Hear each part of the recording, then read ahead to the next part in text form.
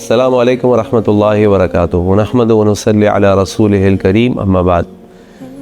آج جو کچھ مسلمانوں پر گزر رہا ہے وہ الفاظ میں بیان کرنا ممکن نہیں ہے۔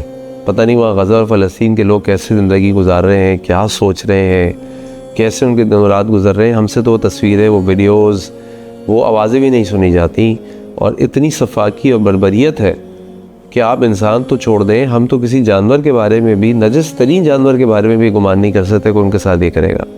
تو ہم سب اس بارے میں کوششیں کر رہے ہیں، دعائیں کر رہے ہیں، لیکن ایک چیز جو مجھے بڑی دیکھ کے تکلیف ہوتی ہے وہ یہ ہے کہ ہم بار بار اپنے حکمرانوں کو برا بھلا کہہ رہے ہوتے ہیں۔ دیکھیے، ان کو برا بھلا کہنے سے کچھ نہیں ہوگا، ان کے لیے دعائیں کرنے سے سب کچھ ہو جائے گا۔ اللہ کے نبی صلی اللہ علیہ وسلم نے حضرت عمر بن خطاب اور ابو جہل کے لیے دعا کی تھی، اللہ ان دونوں میں سے کوئی ایک مجھے دے دے، اور اللہ تعالیٰ نے عمر بن خطاب کو سلیکٹ کیا۔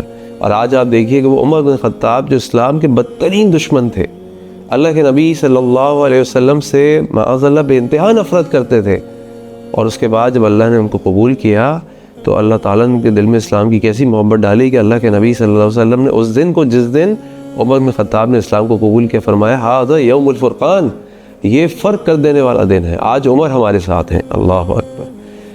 آپ حکمرانوں کو برا کہیں گے، ان کو بددعائی دیں گے۔ میں نے دیکھا کسی رہنما نے یہ تک کہا کہ وہ بغیرت حکمرانوں، یہ کیا طریقہ ہے بات کرنے کا؟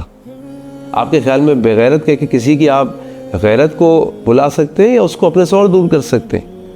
ہمیں اللہ سے ان کے لیے دعائیں کرنی چاہیے، ہمیں ان کو خط لکھنا چاہیے، ہمیں ان کو ای میل کرنی چاہیے۔ جو کچھ ہم کر رہے ہیں، یعنی ایک ڈیموکریٹک وے کے اندر یا جو شریعت کے دائرے کے اندر رہتے ہوئے جو کچھ طریقے رائج ہیں، جائز ہیں، وہ آپ کر رہے ہیں۔ مثال کے طور پہ کچھ لوگ پروٹیسٹ کرتے ہیں پریس کلب کے باہر جا کر، پیسفل پروٹیسٹ ہے، کسی کا نقصان نہیں۔ یہ بھی مجھے پتہ چلا کہ کل جو پروٹیسٹ ہوئے پاکستان میں 7 اپریل کو، اس میں کئی ریسٹورنٹ جلا دیے گئے، توڑ پھوڑ کر دی گئی۔ یہ مسلمانوں کا طریقہ نہیں ہے، اور اسی لیے علماء منع کرتے ہیں ان چیزوں میں شامل نہ ہو، کیونکہ یہاں سے شر پھیلتا ہے، خیر نہیں پھیلتی۔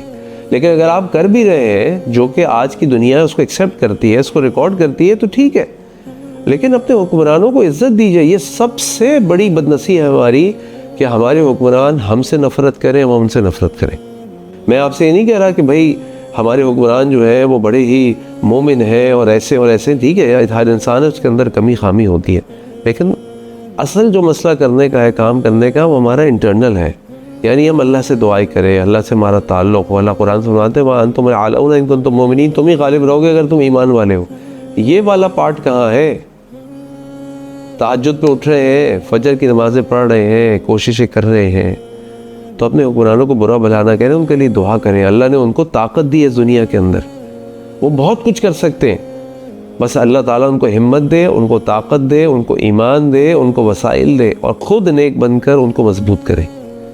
جب ہم اللہ والے ہو جائیں گے، ہمارے قرآن بھی اللہ والے ہو جائیں گے۔ اللہ کا شکر ہے کم از کم اس ملک پاکستان کے اندر ہم اذانیں دیتے ہیں، ہم نمازیں پڑھتے ہیں، ہم دروز دیتے ہیں، ہم نیکی کام کرتے ہیں، ہم کو روکتا نہیں۔ اللہ کا شکر ہے، ہماری مسجد آزاد ہے، الحمدللہ، اللہ کا بڑا شکر احسان ہے۔ یہ تو متحد ہونے کا وقت ہے، ایک تو ایک دوسرے کی ہمت بڑھانے کا وقت ہے۔ میں آپ سے پھر کہہ رہا ہوں، میں آپ سے نہیں کہہ رہا کہ آپ کوشش نہ کریں، آپ ان کو جگائیں نہیں، بالکل جگائیے، بالکل کوشش کیجیے، لیکن عزت کے ساتھ، احترام کے ساتھ، نیک نیتی کے ساتھ، حسن و ظن کے ساتھ۔ اللہ سے دعائے کہ اللہ تعالیٰ تمام دنیا کے مسلمانوں کی مدد فرمائے، خاص طور پر غزہ اور فلسطین کے مسلمانوں پہ اللہ تعالیٰ اپنا خصوصی رحم فرمائے، ان کو ان مشکلات سے نکالے، اور ان کو ایک مضبوط اور ایک خود مختار آزاد ریاست کے طور پر اللہ تعالیٰ دنیا کے سامنے ان کو لے کر آئے۔ آمین۔